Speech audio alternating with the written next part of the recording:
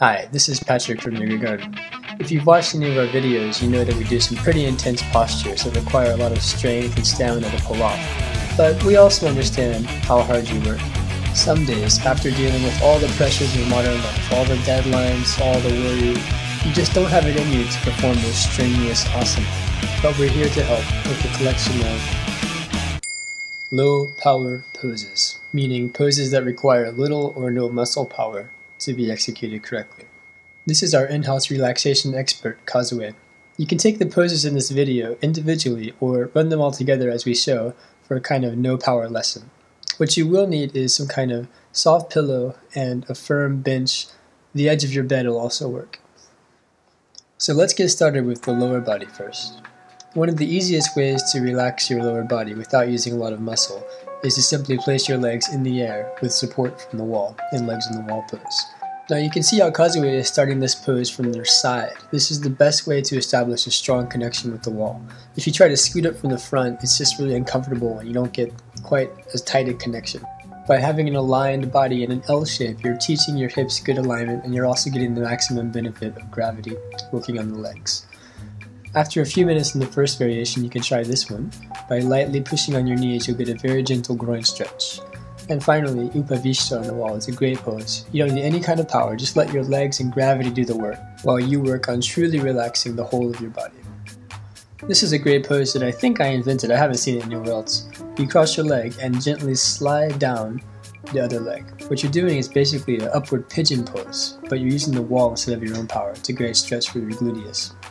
So now that we've got our legs sorted out, we can move to the spine. In this reclining twist, you bend your knees and lightly place them to one side. Notice how Kazue is keeping her feet matched together. That'll really help the stretch. From there, you simply turn your face to the other side.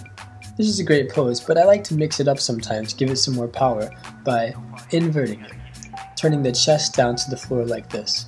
This creates a really strong twist in the lower back without you having to do anything. Up next is a nice little stretch that I found in an old 1960s PE book a few years ago. You simply spread your legs and imagine that your toes are stuck in glue and they can't move anymore. From here you bend your torso to one side and with a nice inhalation, rotate over, let your outside arm float in the air. This has the added benefit of giving a good stretch to your shoulder and collarbone, as well as a deep spinal twist. Again, we're using gravity and our own body weight, not any kind of muscular action to perform these poses. The key is to breathe and relax. That's your job while you do these exercises. Now that we've warmed up with some twists, we can try some deeper back bends. For this one, you'll need to get your chair or your bench ready. An exercise ball will also work too. And place your buttocks near the front of it. Slowly exhale and roll back into wheel pose with support. It's important in this variation that you're not feeling the stretch too much in any one part. It's a very equal stretch along the whole of the spine. This version, however, is designed to hit your lower back, where people often feel the most discomfort. Simply lie down on your bench or chair and slide down with your legs staying up elevated. This is going to create a nice arch in the back right around the lumbar. This kind of inverted pose is also a good chance for your heart to recuperate, as it doesn't have to pump against gravity as much as it usually does. And finally, we'll combine lower and upper body in hero pose. The best way to ease into this pose is to start with a pillow folded in half, a yoga mat, or a block under your buttocks. This is going to ease the pressure in the knees. As you hold the pose, you'll feel your knees opening up and the ligaments stretching out around there. Hero pose is a great way to really feel a soft breath, as nothing is opposing your diaphragm in this action. Once that feels comfortable, you can move on to the next level, take the block away, and sit onto the buttocks directly. This will be a strong stretch for the front of your legs and your knees. Once that's accomplished, you can lie back using the pillow or block for support and recline the hero pose. With each exhalation, try to sink deeper into the posture. One of the most common complaints people have at my studio is tight legs. This is a technique I developed for those days when you just don't feel like doing the regular leg stretches and just want to take a break. Lie on your back and simply place the foot on the wall nearest you. What's important here is that only the leg is moving. You don't want the pelvis and the hips to get involved in this too much. You can see that Kazue's pelvis is really flat. She's not curling up. And that's for the inside of the leg. If you want to hit the outside, simply do the opposite. Take your outside leg, cross the body, and touch the wall again. The wall is kind of acting like a partner. It's pushing against you. You'll feel this one going all the way down the back of a leg to the buttocks muscles. It's also a nice spinal twist. What's important for this variation is to not curl your shoulder up, but to keep that outside shoulder pressed down. This is where you're going to get your stretch. If you want to take it deeper, you can kind of walk your foot up a little bit at a time. Remember, we're not using any muscles to perform this. We're using the friction of the wall and the friction of our bodies on the floor or the mat to maintain the pose. When you've had enough, take the leg back up and spin around to repeat on the other side. So we've gotten a pretty good stretch through most of our body. It's time to cool down now and prepare for final relaxation, which is what you need if you're so tired of doing these poses. It's a very basic Baddha Konasana with supported pillow. One of the most popular low-power poses is reclining pigeon.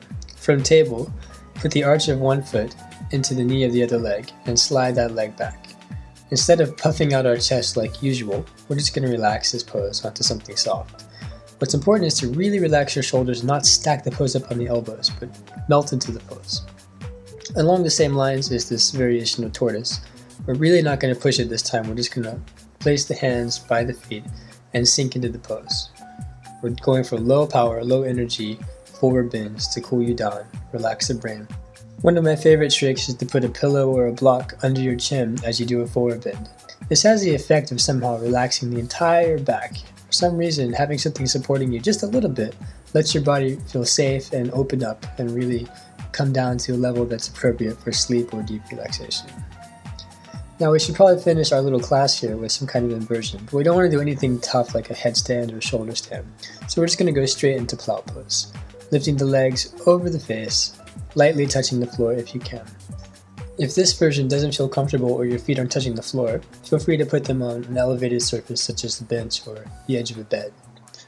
Plow pose is great in that you get all the benefits of an inversion without having to do a lot of work if you're too tired.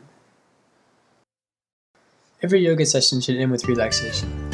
To get ready for our final Shavasana, we're going to reach up, cross the legs, and catch the feet here around the metatarsals. This is a great way to ease and cool off the back. Your spine will be completely flat on the floor. You get kind of a massage along your lumbar.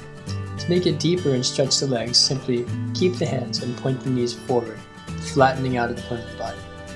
To prepare for a really deep Shavasana, try squeezing your small muscle groups one at a time, and then taking the power all the way down to 0%. Squeeze the leg, point the toes, retract the toes, engage fully, and then completely relax. It's a lot harder to fully relax than we think it is. We all carry a lot of tension and stress from the day, and it's the buildup of this stress that ultimately causes discomfort and disease. Now, I don't want you to get the wrong idea about this video. Only use these poses when you're tired or practicing late at night before sleep. The best and deepest muscle relaxation only comes after some strong and vigorous exercise. So get out there, get away from the desk, get off the sofa, and yes, stop watching YouTube. Do something. Your body will really thank you for it.